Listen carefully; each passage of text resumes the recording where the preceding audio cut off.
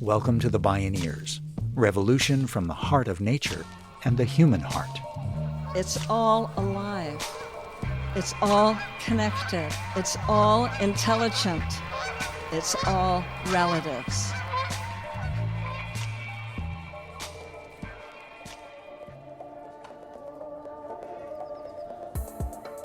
I think we have the opportunity in this climate crisis to re-envision what a democracy could be. What kind of society do we live in where we think it's okay for people and children to be hungry? With this kind of wealth, this is going to take not just an abundance of courage, but an abundance of love and humanity for us to get back to our own balance so we can balance the planet. In this program, award-winning lawyer and climate justice organizer Colette Pichon-Battle lays out a bold vision for a new organizing project designed to model bioregional democratic climate action. The aim is to transform the Gulf South and Appalachia away from the lethal matrix of fossil fuel extraction and extractive economics. Instead, the regional vision is for a regenerative future of clean energy democracy and an equitable, inclusive economy. I'm Neil Harvey. This is From Scarcity to Abundance, how collective governance can transform the climate crisis on the Bioneers, revolution from the heart of nature.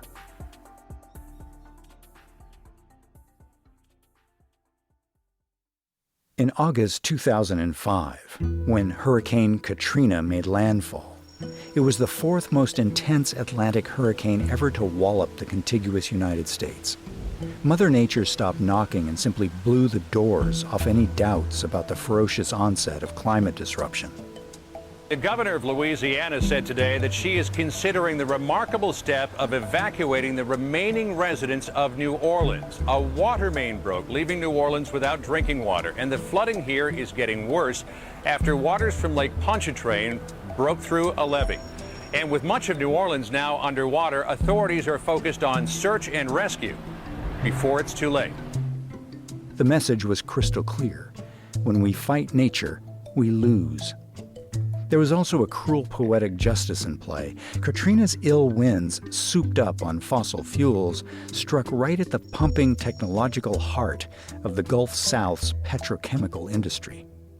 Katrina further unmasked the injustice that poisoned society as surely as the torrent of crippling pollution did. It's an open secret that poor people and people of color are relegated to live amid the worst environmental hazards of industrial civilization. While an inept, cynical federal government staged damage control press conferences, compassionate person-to-person daisy chains surged into action. They showed that true social security depends on community. But Katrina was just a coming attraction of the new world disorder, escalating climate disruption and the clash between the state of nature and the nature of the state. Behind this disorder lurks a purposeful ideology, disaster capitalism. Capitalize on the chaos of disasters and exploit it to further concentrate wealth and power. But today, nearly 20 years after Katrina, the ground truth is that a uniquely diverse and widespread resistance is arising from the front lines to address the climate crisis and to challenge the corporate race to the bottom to loot the commons. At the forefront of that resistance is the award-winning lawyer and climate justice organizer, Colette Pichon-Battle. There are several things from Hurricane Katrina that people still don't get. The first most obvious thing is that our continued extraction of fossil fuels is accelerating more extreme weather. And we have not reduced our extraction. We've increased it. We have not reduced our greenhouse gas emissions. We've increased it. And this is since Katrina. This is knowing what can happen. This is knowing what's going to happen. There cannot be any more drilling of fossil fuels. So I think that's the biggest thing, that folks don't understand Katrina as an extreme weather event accelerated by the extraction of fossil fuels from the planet. The oil companies knew it. The oil companies hid it. That has all been uncovered. It is clear. It is a basis of lawsuits everywhere. This is just like tobacco. They knew it was going to kill us, and they did it anyway. I think the other thing that people don't understand is that extreme weather events like Katrina are happening everywhere. If a regular person, blue or red, heard the truth about what was happening globally, this would not be a difficult discussion on climate change. They know it. They know it and they see it, and it would be empirical data that they would add to what they are seeing in their own backyards. The rain is not coming at the right time in Louisiana, or it's coming too much when it's not expected. The Mississippi River at an all-time low, to where saltwater intrusion is coming up the river and threatening drinking water in South Louisiana, where we're losing land at one of the fastest rates on the planet. Come on. This is not a red or a blue conversation. Something is happening, and we've got to do something about it. And it is not only important when it hits the coast of Louisiana. It is important everywhere, every day. And it is our extraction. It is our consumption. It is the American consumer and the American companies that press and market consumption that's causing the imbalance. And the rest of the world is waiting for us to wake up to that. Katrina was supposed to be a wake-up call. Unfortunately, 19 years later, folks have gone back to sleep. In the long tail of Katrina, not only were devastated Black and Indigenous communities left out of federal recovery programs, hundreds of thousands of residents had to flee the area as climate refugees in what amounted to a new diaspora. In response, Colette Pichon-Battle abandoned her private legal practice to create the Gulf Coast Center for Law and Policy. For the next 17 years, she would work to provide relief and legal assistance to her beloved Gulf South community and the lands she loved. Over time, she saw that much larger political economic systems were at work. Colette spoke at a Bioneers conference. Here's what I know to be true. In the aftermath of Hurricane Katrina, everything broke. Everything. The governance system went all the way down, from the top to the bottom. There was no system of governance, and at that point you realize how military control happens. You realize how chaos happens. We weren't under an official state of emergency that allowed for chaos, but it was pretty chaotic. And on top of all of that, for the 2 to 3 years that followed, there were many elections. And what was interesting was that we had hundreds of thousands of people in over 50 states who needed to vote in local elections. And we had to figure out a process of literally getting people back home to vote. And then we had to do that when there was no place for them to live or be. This was the moment where I realized the climate crisis, which was much bigger than a disaster, a storm. This thing is gonna knock out all systems of governance. This is where tyranny can take hold. This is where the bad things can really root themselves. I often listen to folks making 5-year plans about the legislation we're gonna pass, about the folks we're gonna get elected, and I try to just keep my face straight and not say the words that I actually believe in my heart to be true, which is this system will go down. And what do we have in place ready? As the iconic climate scientist James Hansen has summed it up, it's very hard to see us fixing the climate until we fix our democracy. Indeed, Colette witnessed firsthand the traumatic effects of the economic shock doctrine that transformed the Gulf South after Katrina. The big picture 19 years later, after Katrina, is, a lot of the children impacted by Katrina are now young parents. I'm watching all of them suffer with a level of mental health challenges, PTSD, anxiety, depression at levels that if you know anything and you just look at who we're talking about, you know that this is what happens to children in that trauma. They're not functional. Many of them are coming for jobs now. They're really struggling. The truth is that while the populations of New Orleans and places where I live, Slidell, just outside New Orleans on the Mississippi border, Biloxi, those population numbers have come back, but they're not the same people. The culture of those places have changed significantly because the people who held the culture aren't there anymore. And the culture that was held by those folks was held in a collective. So even though those folks exist in other places, they don't exist in their network anymore. And so the culture that made Louisiana so rich, so deep is changing. The chaos, desperation, and fear provoked by disasters provide perfect political cover to deploy extreme top-down social and economic policies that are wildly unpopular. Disaster capitalism seized its golden Gulf South opportunity. Along with the cultural clear-cut that Katrina allowed, there followed a fire sale on distressed real estate, which would soon result in gentrification. Big money flooded the zone to elect and appoint corrupt crony politicians to hijack democratic governance. They moved quickly to extract wealth for the few and guarantee business as usual for the fossil fuel industry. This unnatural disaster left people dazed and stranded, trying to survive amid enforced government austerity, radical instability, and a dire lack of infrastructure and services. The Gulf South would come to resemble a failed state. You know, we lost our entire teacher class. It was almost all Black teachers. They fired all the teachers after Katrina and forced them to retirement and then replaced them with Teach for America folks who came from all over. And so what was a Black woman-dominated field is now a sort of experimental place for folks from all over to come teach in New Orleans for a little while, you know, and like get your experience, like the Peace Corps. They took down the public school system. There's no public school left in New Orleans. They're all charter. Public monies are going to charter schools that literally last, I think, an average of 2 years. And then they switch schools. Yeah. So what kind of education do you think these kids are getting? It's terrible. You thought it was bad before. It's bad now. There's no accountability system. The public health system is gone in the whole state of Louisiana. Bobby Jindal did that, former governor. And now public monies that should have gone to a public health system that allowed people to have the care they need now go to a public-private partnership of Catholic hospitals can refuse care based on Catholic teachings, if you get my meaning, especially for women. Think about that. These are public systems meant to help the poorest people, and the poorest people in the South aren't just Black. The only thing they have more than poor Black people in the South is poor white people in the South. And those systems are down. And I think it's fueling the rage. The poor white people don't know why things aren't working, and they're being told to blame the brown and the Black people.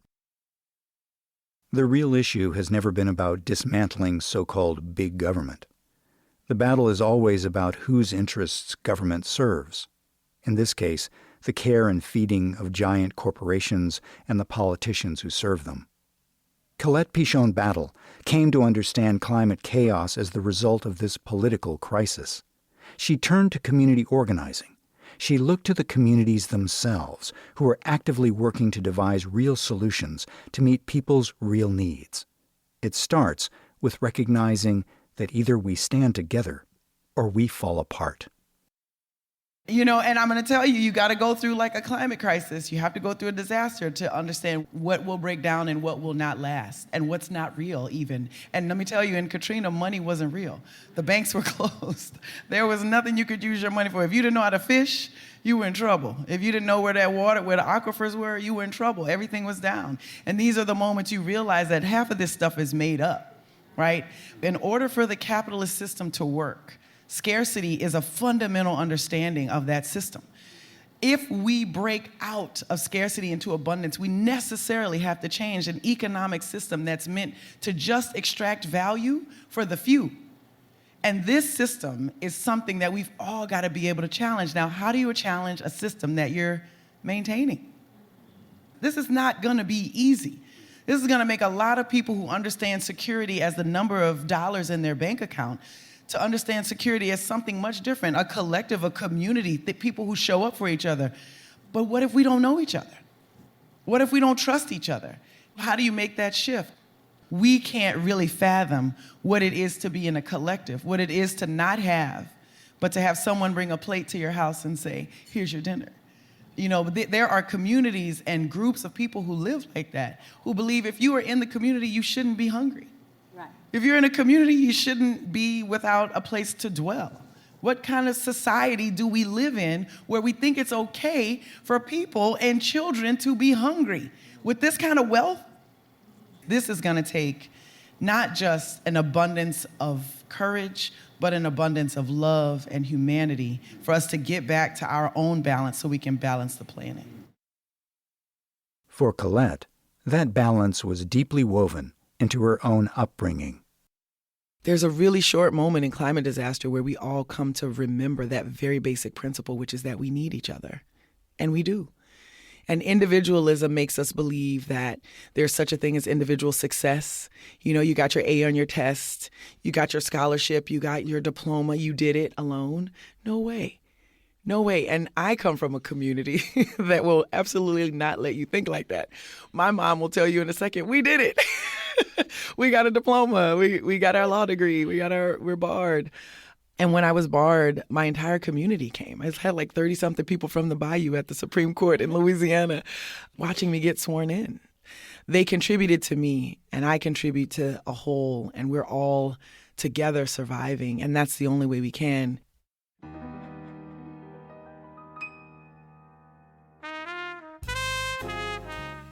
When we return, how Colette Pichon-Battle is changing the terms of engagement by creating a bioregional, solutions-based, collective network of frontline communities.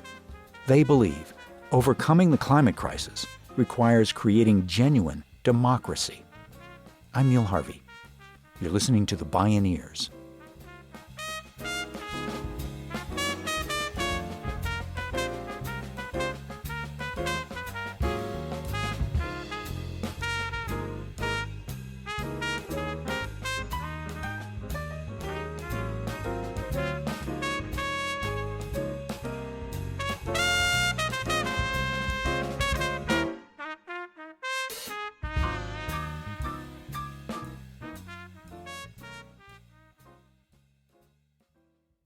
You can visit Bioneers.org to subscribe to our newsletters and podcasts.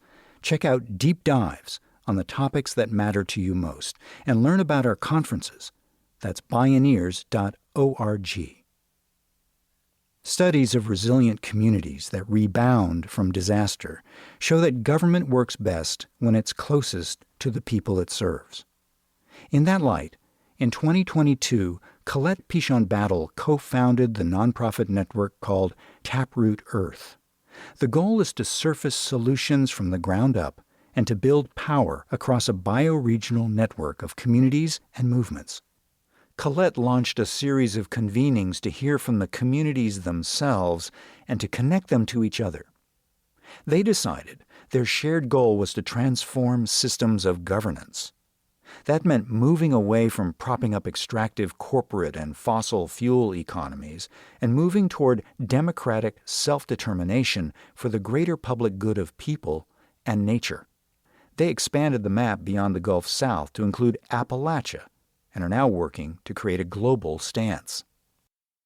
Our work is really to build formations that can govern themselves and to build those formations from the front lines upward. We focus on the Gulf South, which is Texas, Louisiana, Mississippi, Alabama, Florida, and Puerto Rico. We share a water, and so that is how we use some might call it a bioregion. We call it watershed organizing. Take off those borders and think about the natural systems that we share. We share that Gulf. We share those waters. We share the realities of a particular history in the South. We also focus on Appalachia, which brings us into not just the Ohio River Valley, but into the sort of Appalachian mountain chain, but all the states that touch that, the Carolinas, the Georgia South, of course, Kentucky, takes us into Pennsylvania, West Virginia. And again, we're working in these areas that are the energy sources for this country. So oil and gas and coal is Gulf South and Appalachia. I'm learning more about the impacts of the climate crisis and the fossil fuel industry in particular in Appalachia.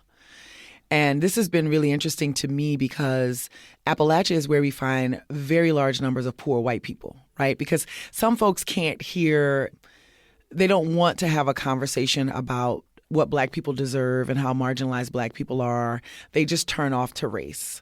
And so if you go to a place where the mainstream aversion to race can be avoided, you go to Appalachia. And these are poor white folks who are beholden to the industry that is killing them. But what I've been watching, especially with mountaintop removal and coal extraction, is how much fresh water is being lost and how many trees are being lost. And when you watch the floods in Kentucky that happened a couple of years ago, you didn't just see flooding. You saw a terrain that had been so changed that the flooding was uncontrollable. And that's not to mention that the water that's going downstream is now poisoned because the byproducts of coal extraction, the water flows over that and they can't even have access to water. So, I think Appalachia is a place to look. And if you think about the Gulf South and Appalachia, you get to this nation's energy regions. We are oil and gas and coal and gas. We are the poorest, least educated people in this nation. And in those places, extraction is not regulated, not enforced, and the industries that are in charge there control the governance, the finance, the education systems, the health. They control the whole thing. It is in these places you see an absolute alignment of both corporation and state. But for Colette, addressing these kinds of burdens of history also requires a global perspective. That map shows the heavy footprints of colonialism and slavery. And we also work in the Black diaspora, and we define the Black diaspora as any place where Africans were and were taken from and brought in the transatlantic slave trade. And so we work absolutely on the African continent, but also in the UK, Canada, the US, the Caribbean, Latin America, South America. These are places where Black folks are, and that's where we want to do our work. And so building formations, both domestically in the U.S., but also globally. We have our Global Black Climate Leaders Network. It's called Taproot Noir, and it is all Black from the Black diaspora. We have a Gulf South to Appalachia formation that it runs those 17 states. And it's all frontline people who are coming together to say, we understand what's happening and we have solutions. We're not an organization focused on, tearing down or dismantling the system, although we are in deep solidarity and support for those organizations whose job that is. We want to be ready with some solutions, and we want to be ready with not just ideas, but actually piloted projects that come from the front line, so that when someone has the audacity to tell us that they understand what we're saying, but there's no proof that we can make change, we say, we have the proof. We're starting to really show that in the world, and I'm really excited about that. Following the series of dynamic Taproot Earth convenings, the communities translated their focus on transforming current systems of governance. The network identified 6 pillars of climate justice, which include water, energy, land, labor, economy, and democracy. The network went on to identify an initial set of specific interventions that can be replicated at local, state, and regional levels. Make the energy grid reliable, sustainable, and publicly accountable. Restore the land and repair legacies of harm. Ensure equitable residential access to clean energy and water. End prison labor exploitation. And fund community-led climate planning and ensure fair disaster response. The goals for Taproot Earth's Liberation Horizon are to replace disposability with sustainability, authoritarianism with collective governance, and privatization with stewardship. To leverage these replicable models into region-wide transformation by 2030, and to build internal infrastructure for leadership development. And so we're going big. The vision is large. It's taking a lot of courage. We're building a team. We've got a just transition lawyering network. That lawyering network works in the U.S., and it's specifically to flank the climate front lines. We're building these formations that govern themselves. And in 7 years, when we finish, they will stand on their own. Taproot Earth wants to be able to say, here are the models, and they're coming from the front lines, and they always were. And they always can. So let's put our investment, our time, our energy there, and let's get behind the front lines. Colette says these frontline, localized, and regional models represent a much bigger enterprise. And there's got to be something much deeper that we're fighting for, a deep engagement, which is you have to press a button every 4 years. And the day after you press a button, you got to go to the council meeting And the day after the council meeting, you have to sit with your neighbors and talk to them and ask what's going on. And the day after that, you've got to keep being in conversation and relationship, because democracy and engagement is not once every 4 years pressing a button for someone you don't know. It's something much deeper than that. It's like a floor that has to be constantly swept, right? It's like a thing you have to constantly engage in. And I think we have the opportunity in this climate crisis to re-envision what a democracy could be. And I think we've got to do that relatively quickly. And we've got to have, I think, a real acknowledgement that to vision, to live, and to manage a democracy is work. And we're pretty lazy. We're pretty lazy. This representative government that we got, it feels good to us, because you're sort of like, I don't really have to care. I don't really want to talk about it today. But that's not what this is. If we want to be in a unified struggle for a really good life where we all thrive, then we're going to have to put in equal work to envision and then manage a new democracy. Colette Pichon-Battle is clear-eyed about the daunting odds of taking on the corporate state and centuries-old burdens of history. And you could really get to a place of nihilism and defeat. You could really get to a place of just why bother? And I get that question all the time. Colette, if you know your community is going to be lost no matter what, why are you fighting? And, I say to them, the struggle that I'm fighting inside of did not begin in 2005. There's a Black liberation struggle that has been going on for a very long time. I think that's true of so many people. We've been fighting the whole time. I did not begin a fight in 2005. I joined a long-term struggle for liberation for all people. We think that we can catalyze people into being the best that they can be, into trying things that they would never try, into reaching levels of courage that they never thought they would have to reach for the benefit of others and for people they were never told to value. I think we can reach that. There's a liberation horizon. It's 2030, and that's where Taproot Earth really wants to help shift the social understanding. We don't have to give in to this. We can choose to fight. We can choose to create. We can choose to love. We can choose to move from scarcity and fear to love and abundance. That's what 19 years of Katrina has taught me. That's where we need to go. We want to invite everyone to join us toward that liberation horizon, 2030, Taproot Earth. Colette Pichon-Battle. From Scarcity to Abundance: How Collective Governance Can Transform the Climate Crisis. Executive producer Kenny Ausubel. Written by Kenny Ausubel. Senior producer and station relations Stephanie Welch. Program engineer and music supervisor Emily Harris. Producer Teo Grossman. The songs you heard were Good Morning New Orleans by Kermit Ruffins and What Goes Around Comes Around by Rebirth Brass Band, provided by Basin Street Records in New Orleans, Louisiana. I'm host and consulting producer Neil Harvey. Thank you for listening.